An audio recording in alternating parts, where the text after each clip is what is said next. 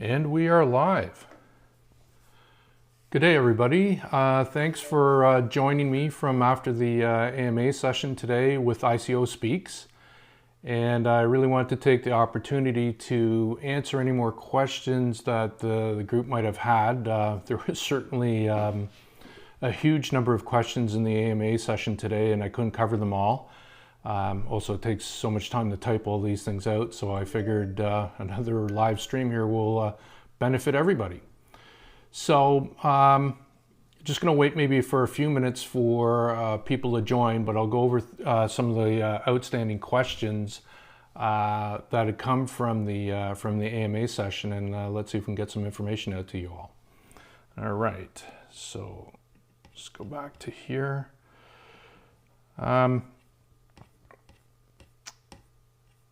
Let's go here.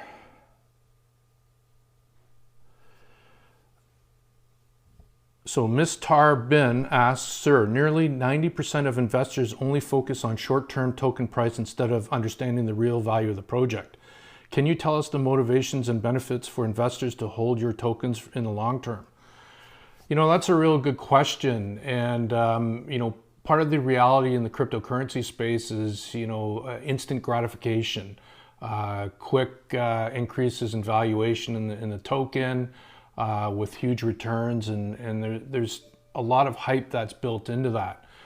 I tend to try to avoid some of these things because in a lot of cases these projects become initially very successful and then over you know, not too long period of time end up crashing and disappearing or become non-performing or just stuck in people's wallets.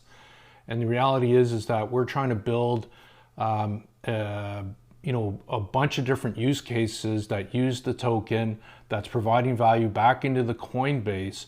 So over time, we're constantly incrementing the value of the Coinbase with real fiat currency that will really, you know, support the value of the token. And I think this is really one of the key differences in terms of our approach compared to many of the other projects that are out there. And I think and this just the way that we approach the market and how we're developing these businesses and use cases make it, you know, a longer term play. So over time you should see appreciation to the value of the token, and as long as we keep doing the things we said we're going to do on the roadmap, providing more and more value, and really now executing some elements of the business and getting that out into the wild and into the marketplace where it's generating profit, and we're taking that profit, and some of that, of course, is coming back in terms of coin repurchases. I think you know, that's a key point. So I agree with you. There's lots that are looking for a short-term bump. We're probably not going to be the best play there. Because I think our focus is more on the business development side, the long-term stability and long-term growth of the coin, and always bringing value added to the whole ecosystem. Okay, let's move on to the next one here. Dr. 0033, can you explain the background of your team?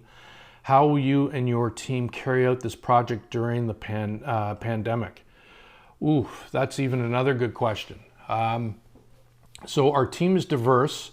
We're geographically diverse as well. We have team members in Vietnam, in France, Ireland, here in Canada, UAE.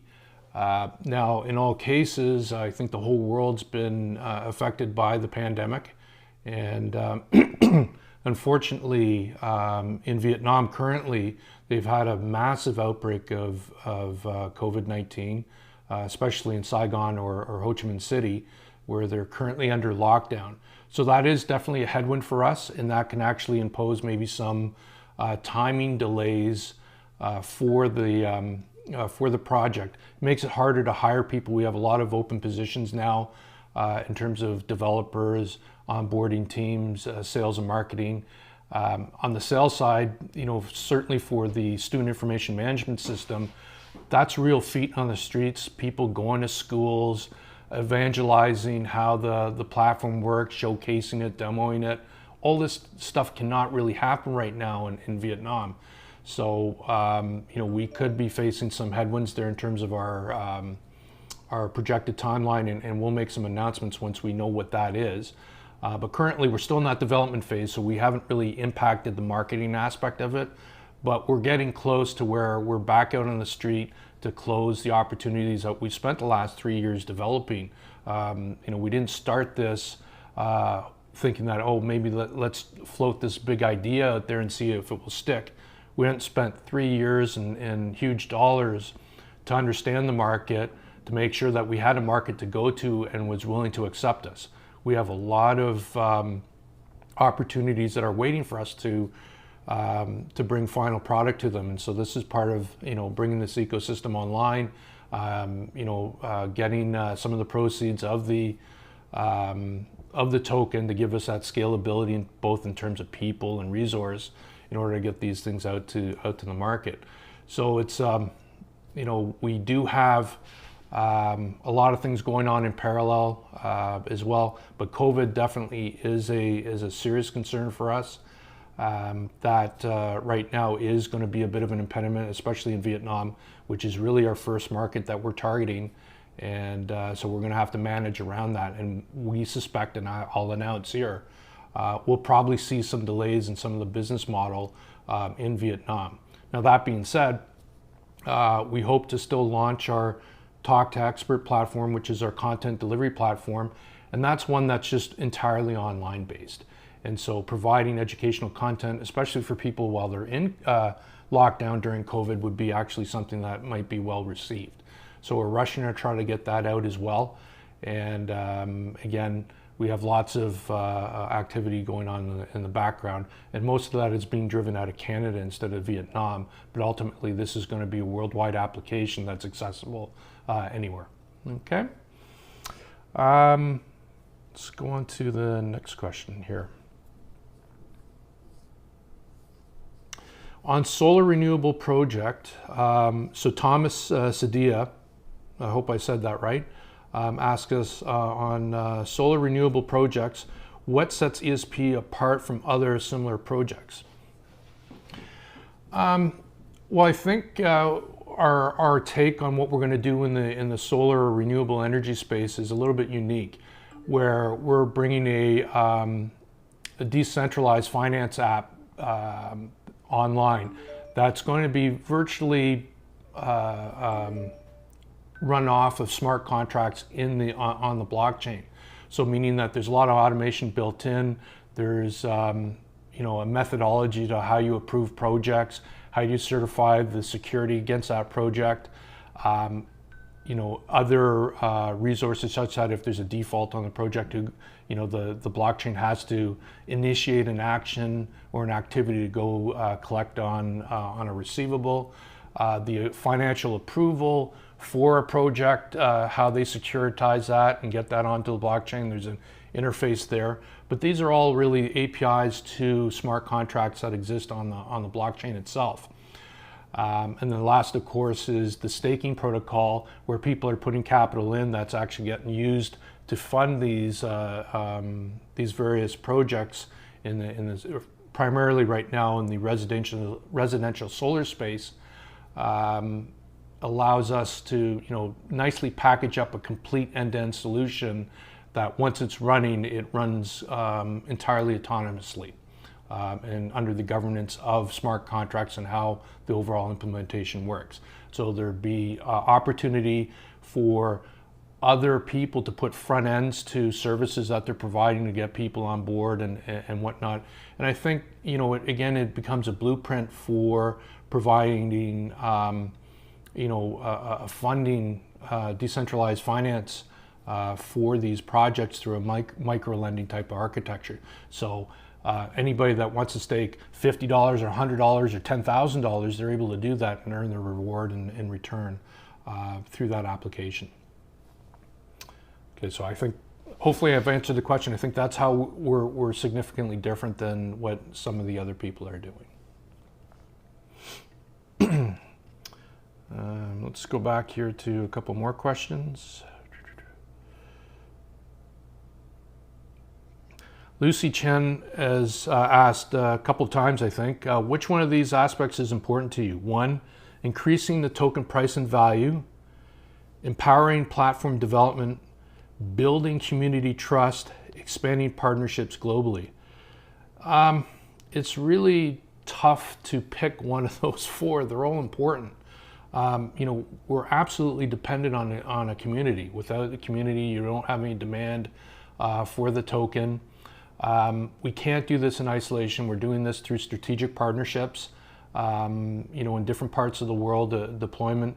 Our first partnerships with Circle Blue covering East Africa is the first one. We have another one that we should announce in September in the digital payment side.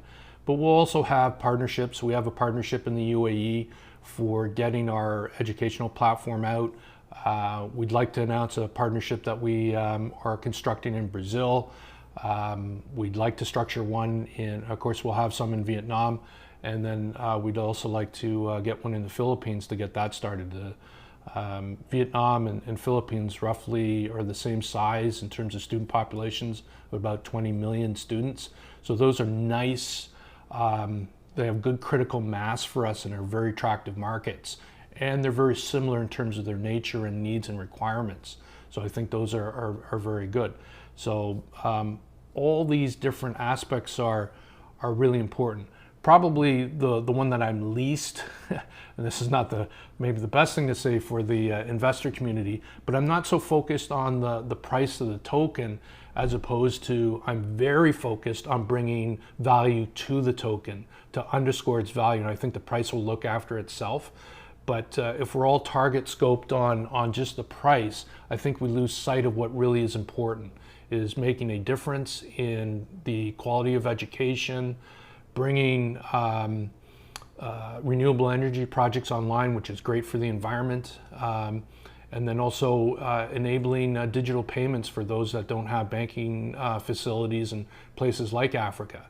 I think that we can do something that matters here and make a substantial contribution, and being able to do that and bringing that value back into the token base really underscores its value. Okay. MST Ishka, sorry if I'm getting that wrong. Can I buy your tokens right now, and also what wallet support your tokens? So we currently are an ERC20 token that's Ethereum based.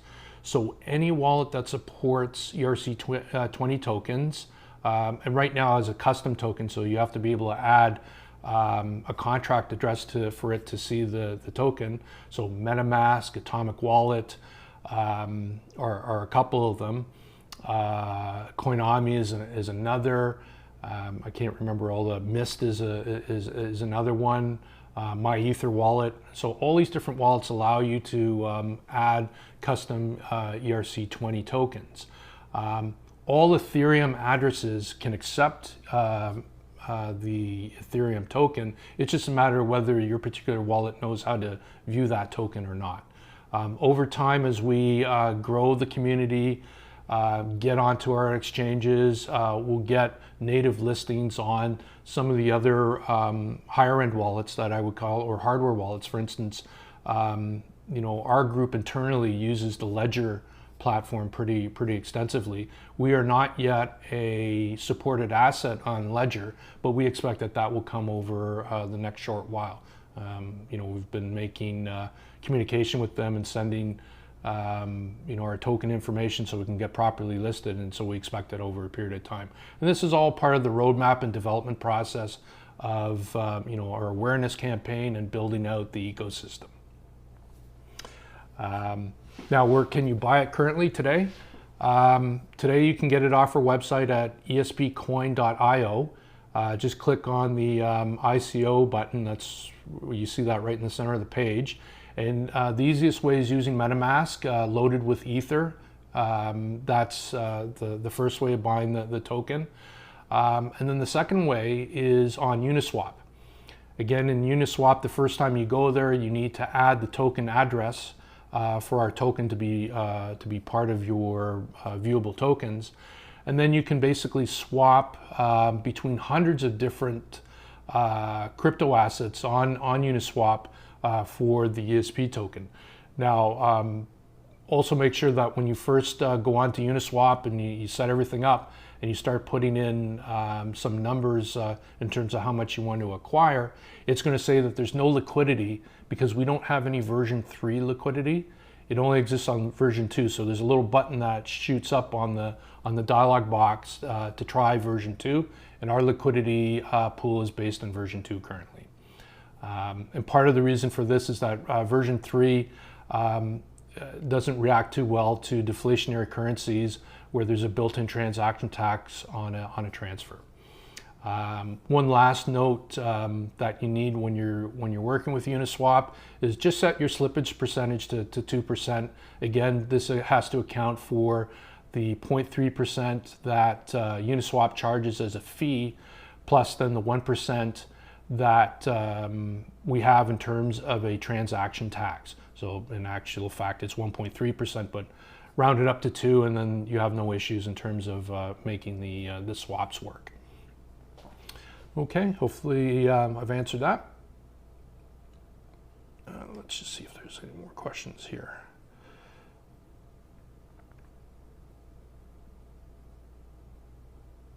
Thomas asked again, I'm from the Philippines and Vietnam is an Asian neighbor. Is there already a plan to eventually expand to my country?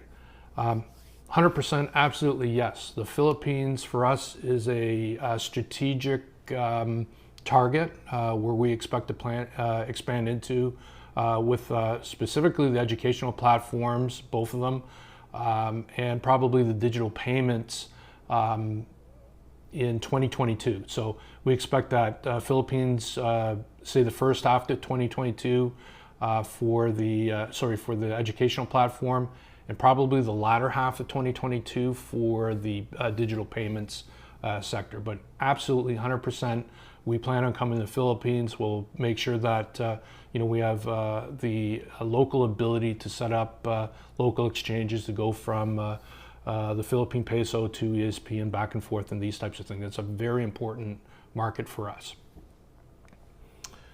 All right.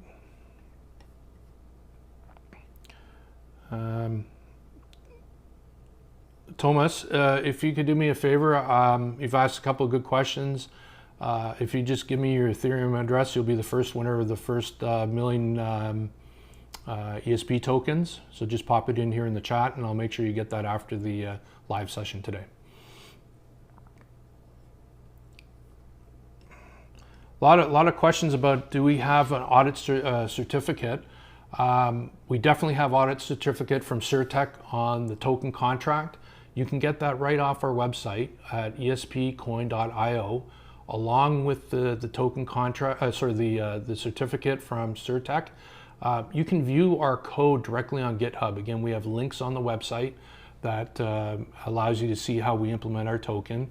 And again, it's a standard ERC20 token with a couple of different things in there in terms of how we do the burn, how we do the random distribution of the tax. So if everybody doesn't understand how that works, is every transfer of an ESP token, there's a 1% transfer tax.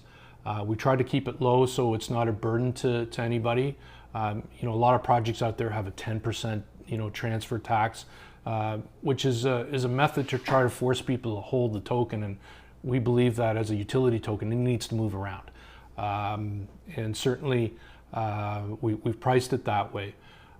With that 1%, half of it gets burned immediately within the contract, so it never is handled by anybody else, and the other half is randomly dispersed to an existing token holder. So there's basically a nice little lottery. I know for the community that we have, almost everybody's received at least one of the random disbursements, but there's been several of you that have received a couple of them, and some of them have been relatively big because some big values have kind of transitioned through the system already. So good luck to them. All right.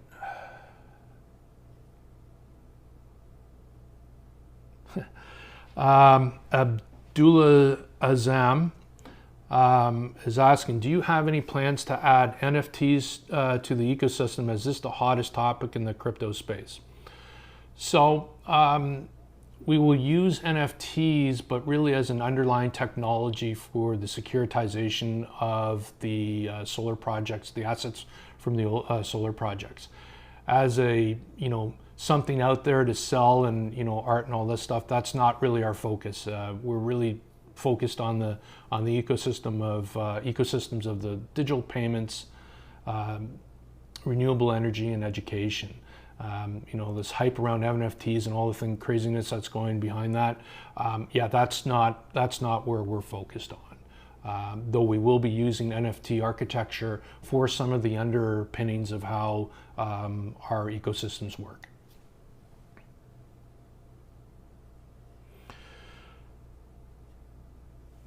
Okay, let's go on here.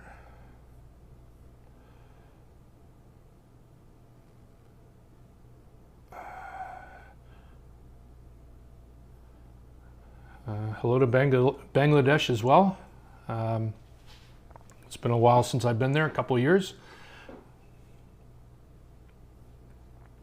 Okay.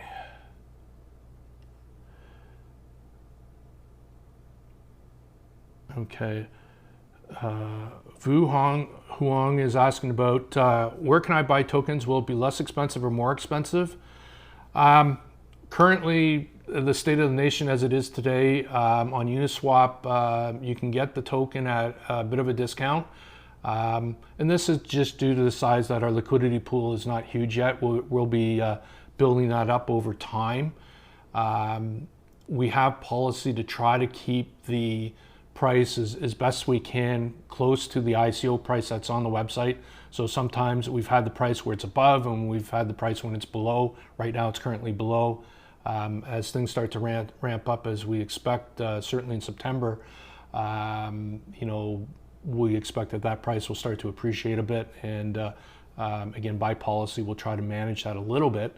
But at the end of the day, it's going to be a market-driven price. Certainly that will be more true to the case when we're on a central exchange.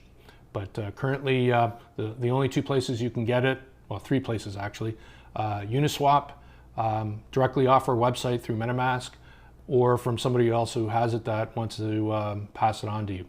So 3 ways. All right. Jamal is asking, what are your major characteristics that sets you apart from other initiatives? What advantages do you have over your competitors? How secure are your smart contracts? Which company will do the audit in the future? So we'll continue to use CertTech where required. That's auditing the code that's going to anything under the smart chain that's of public influence. So for instance, when we get to our DeFi DApp that will be used to provide the micro-lending architecture to the renewable energy space, that will all go through a very expensive and somewhat time-consuming certification process. Anything that's public facing, we'd want to get certified and reviewed. So we limit, nobody can guarantee that we're not going to have some bug that can be exploited, but we want to minimize that as much as possible. On the financial side, we have internal policies on how we handle the financial aspects of the coin, where the capital is retained. We basically loan the capital or stake the capital in certain things that generate the profit that come back. So we're actually not burning the capital for operations, so to speak. So the project maintains the capital base, which is the underpinnings for the value of the token over time. And of course, we need to be compliant with the jurisdictions that we operate in, where the company is domained, which is in Ireland at this point. So we have to adhere to the European Union regulations. All right.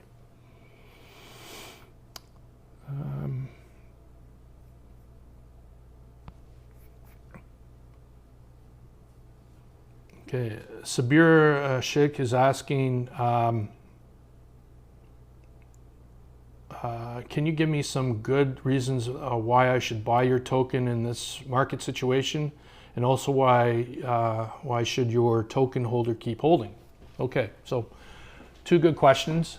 First, I think it's a great time. Right now, we're just out, so we're probably at the, I would think, the lower range of the value of the token. I expect that as time goes on, that's just going to appreciate in value. So there's upside potential for you. I think everybody's talking about September being a big rage and back into a bull market, and the altcoin space really exploding. There's lots of signs that's going to happen. So why not be at the front end of that? I think that over time, as I explained before or earlier, we're not going to be that token that has maybe explosive growth, but I don't think we also have that explosive risk either, where the air comes out of the balloon and all of a sudden there's nothing to stand on. We're foundational based. We're long haulers, meaning that we're really focused on bringing value over time, and we're continually working to do that. As you can see, we've got agreements that are coming, or we've signed the first one, but we've got other use cases coming online. And as these things start to come on live and we build on them over time, just more and more value is coming back to the value of the coin. So I think for a longer term hold, I think it's a great bet. And I really believe that the value, especially as these business cases start to become live, make a difference. Okay.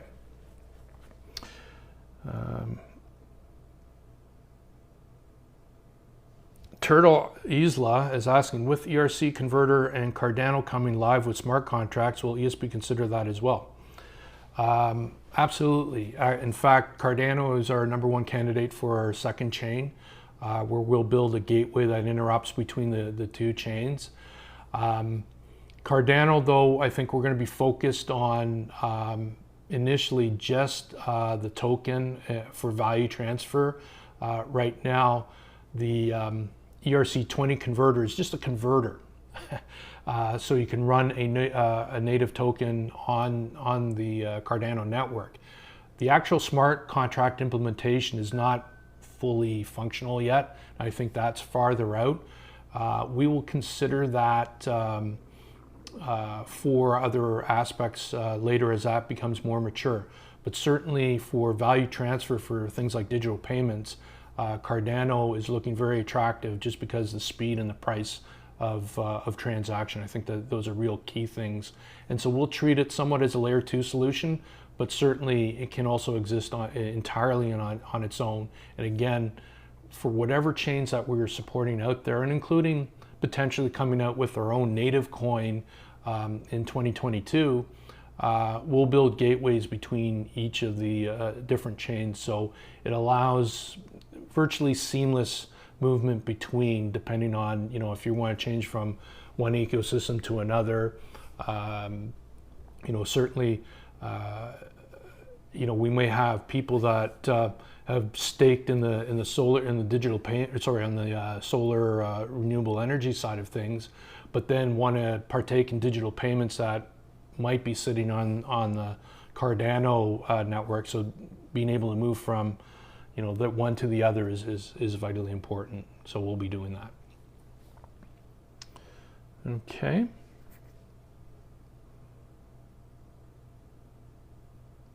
Ryman Hassan Rana, I am from Russia, I think. How can I trust your project and your token? Any benefit in future?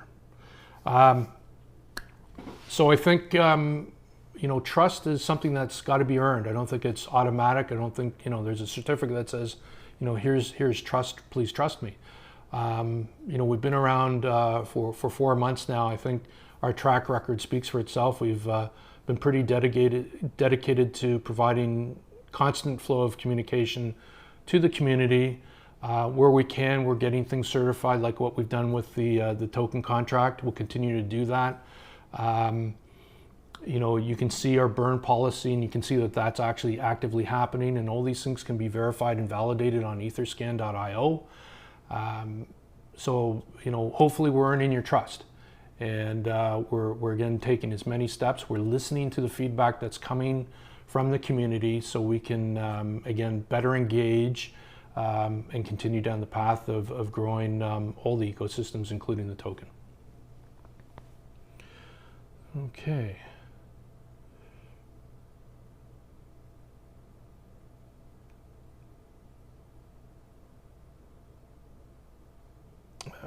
Sorry, let me just so many different social media things in order to get to the questions here.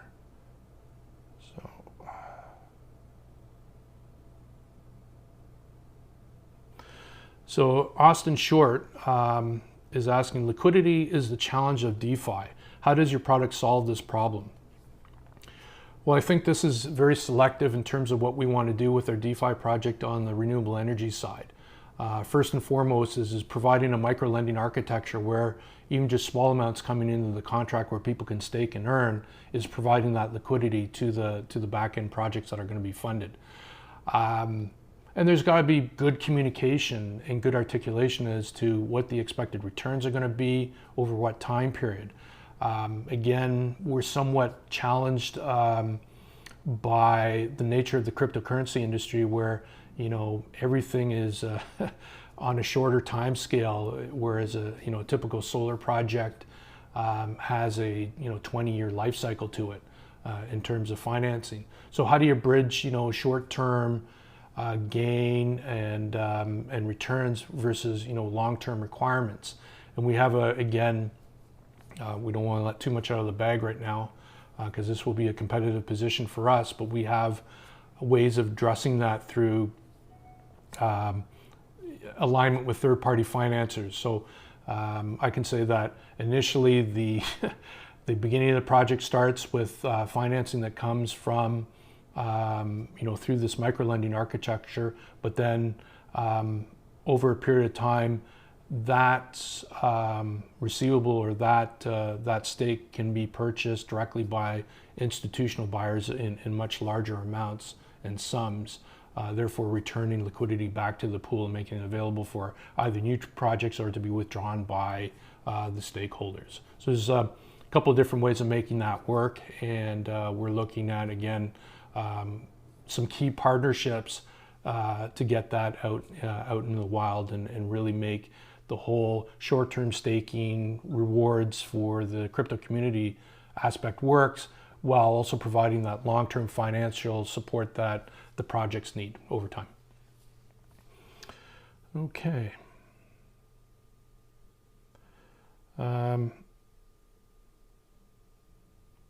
So Taslim Ahmed has asked, I want to invest for a long time. What are the ways that I can earn profit for your project? Okay, well, certainly initially there's going to be appreciation and value of the token over time as we drive more profits into the Coinbase. The natural attrition to the circulating population through the burn program and the token buyback and burn program will drive up the value. So certainly the value of your asset will go up over time. We will have staking opportunities with the renewable energies sector. We also will look at, there's a couple other applications that are on our radar for really into the 2022 timeframe that we can't take too much on at once. It's already enough to begin with. That will allow, again, more staking opportunities or more pure staking opportunities to earn a return on. So that's kind of a wait and see. I hate to say it that way, but it is on our roadmap, and we will provide other avenues of support. When you look at some of the other ecosystems, like for instance our Talk to Expert platform, again, you can earn ESP tokens by providing content, and eventually we'll have also a content delivery network. So think of it kind of like a decentralized file serving of content. People are nodes on the network for us doing that can also earn ESP tokens and again grow their wallet. Okay.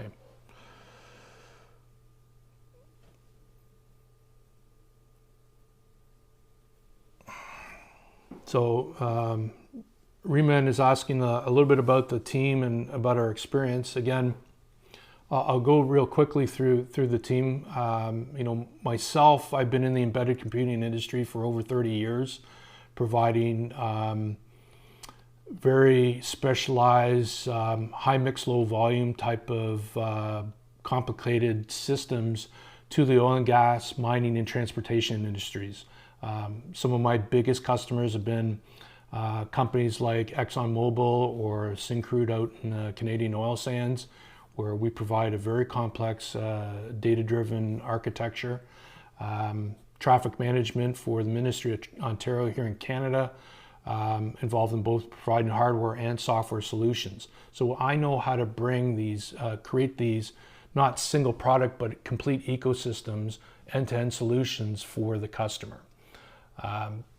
Hervoy Soman, who was on the AMA, or not AMA, but we interviewed last Friday, I think it was. He has expertise in digital payments, government compliance, fiscalization. And so his ability there, he brings, how to bring these networks, how to get them approved in countries, especially developing countries like in East Africa. Getting the adoption of cryptocurrency at the very highest levels of government is really key and important. We have Daniel in our marketing team. He's got 10 plus years in social media marketing. So getting the word out, both through organic and viral means is his area of expertise.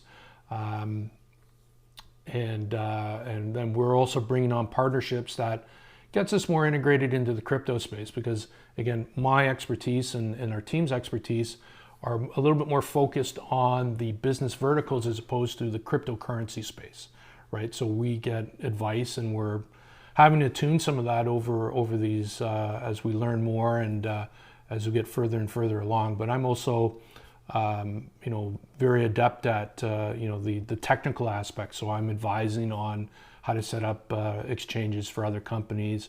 I'm the one that actually wrote the token contract for ESP. I'll write some of the other contracts that are going to be deployed for the various ecosystems, along with others.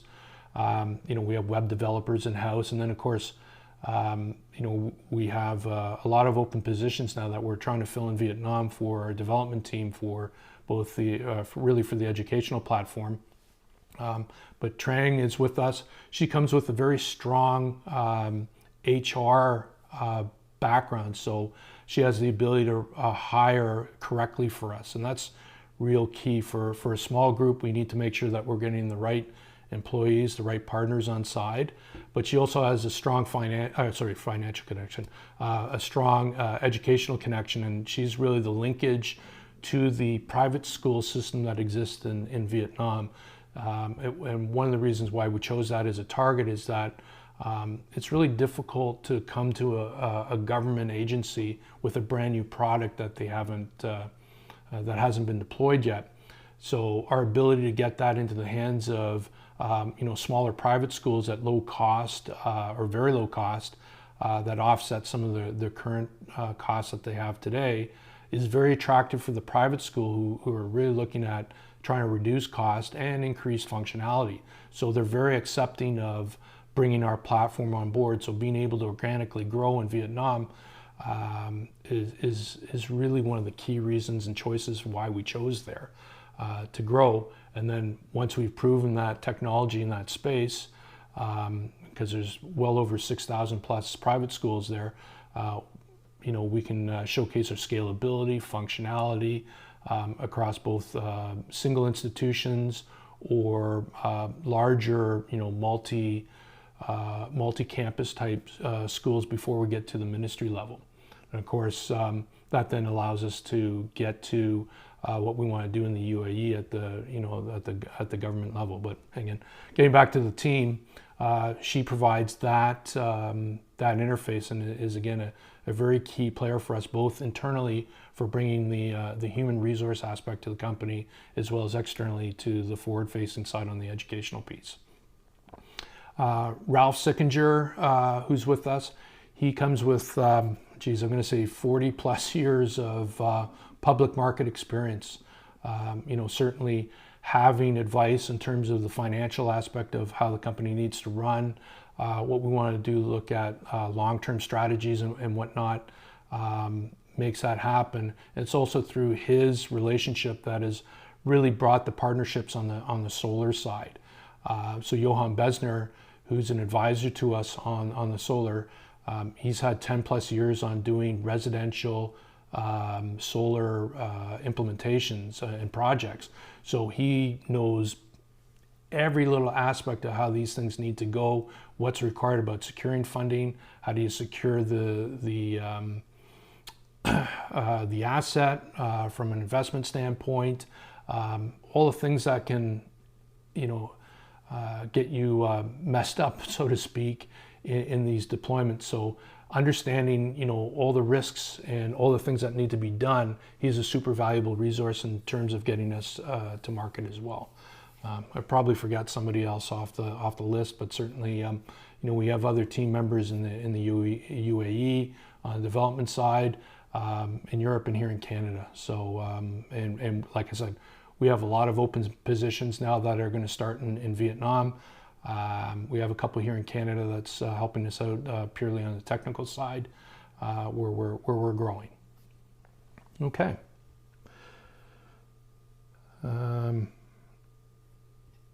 Let's see what else we have here in terms of questions.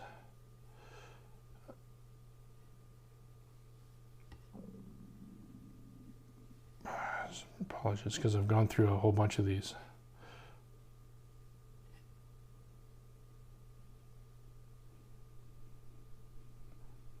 In your network, have you implemented a reputation system for all users' accounts?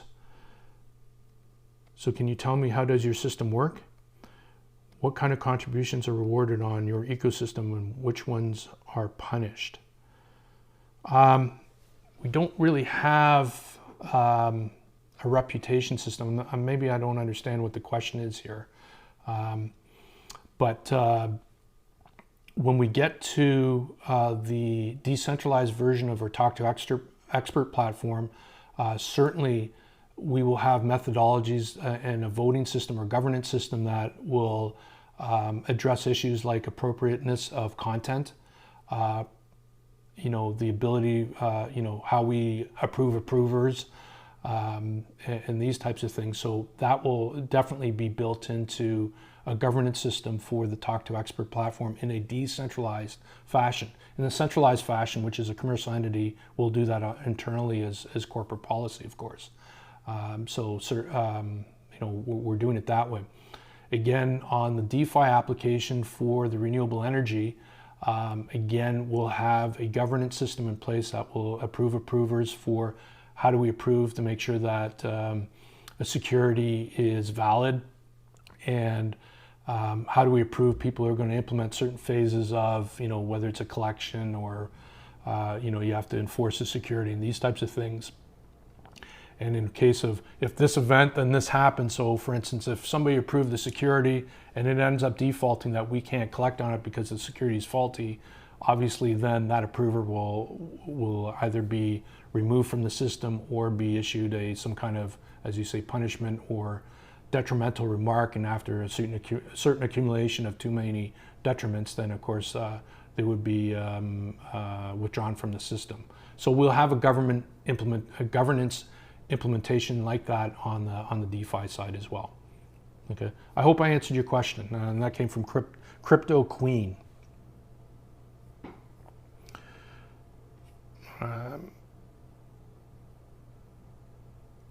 Let's see what else we have here. Let's talk about staking programs. I think I addressed that. We've talked about where you can pick up the tokens, but ESPcoin.io. Get it right off the website or through Uniswap. You'll need the token address that you get off of the website in order to first use Uniswap, and please make sure that you're using Uniswap version 2, because that's where our liquidity pool is. All right.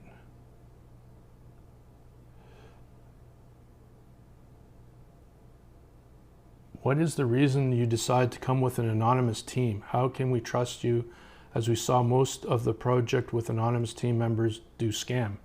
Will you reveal your identity in the future? This is a question from Shadow. Shadow, I think, or at least a portion of our team is on the website. Some of us, or all of us, I'm not sure if all of us, but certainly a good chunk of us have our LinkedIn addresses, the history. I'm easily searchable. So as many members of our team. So I think hopefully you've just missed it and you see it on the website, but we are definitely not an anonymous team. Of course, I'm not going to outline the whole team behind that. Would just just be too many at this point. But these are the key members that are driving different functions within the organization and the different business case uses, and that's a good place to start. Okay.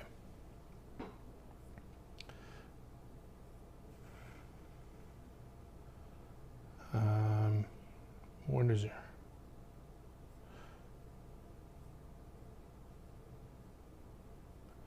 A lot of talk about rug pulls and the worry about that, and that's a legitimate concern. I mean, the cryptocurrency market generally is rife with these things, and that's an unfortunate reality. And the way that we are approaching this is basically we're trying to earn your trust over time. We don't take it for granted. We don't expect that boom. You can trust us. I don't think there's any single entity that says there's a trust certificate that gets you there.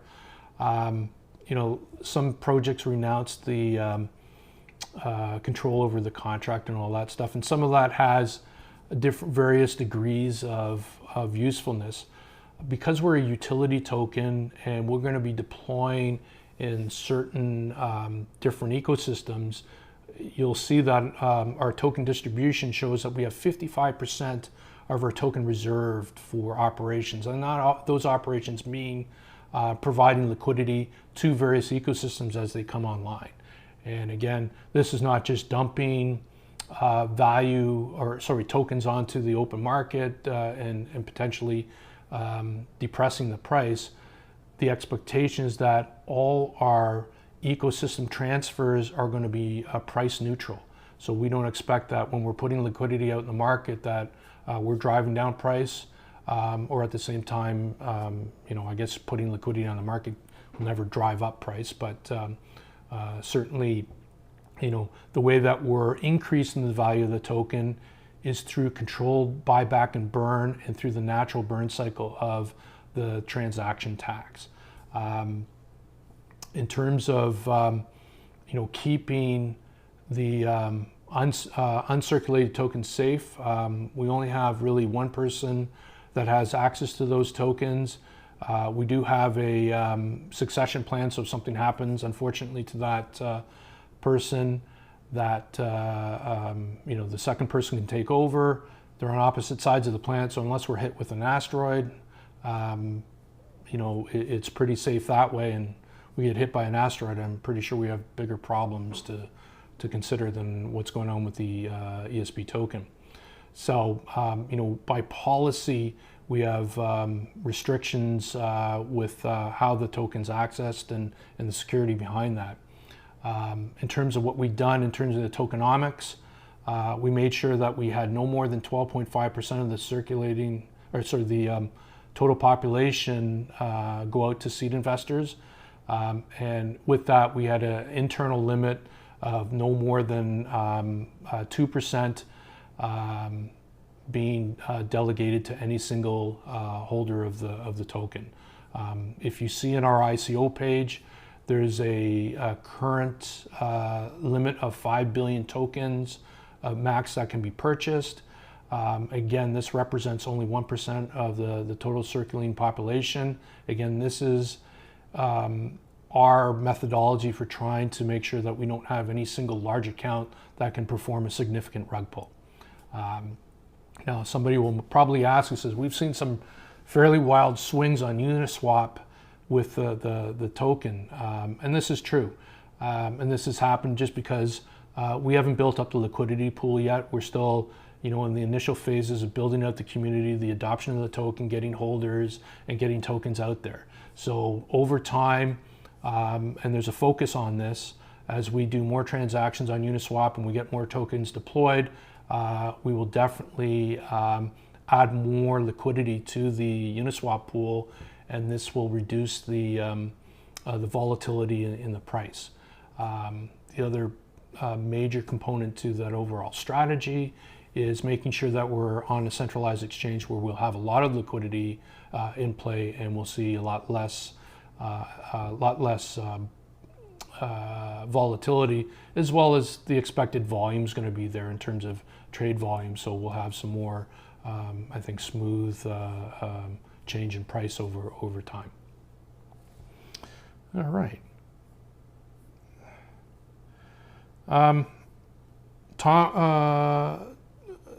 Toslim, if you could do me a favor, I didn't get your ERC20 address to win the 1 million tokens. Ryman, if you can also put on onto the channel your Ethereum address, I will send you tokens. Please remember to use an address that can use custom ERC20 tokens.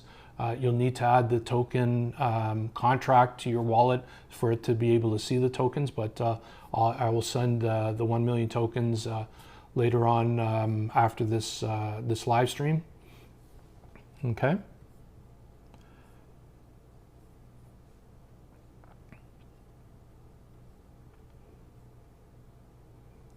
And Turtle Isla, if you can send me your Ethereum address, you'll win the last of the 3 1 million tokens for today's giveaway.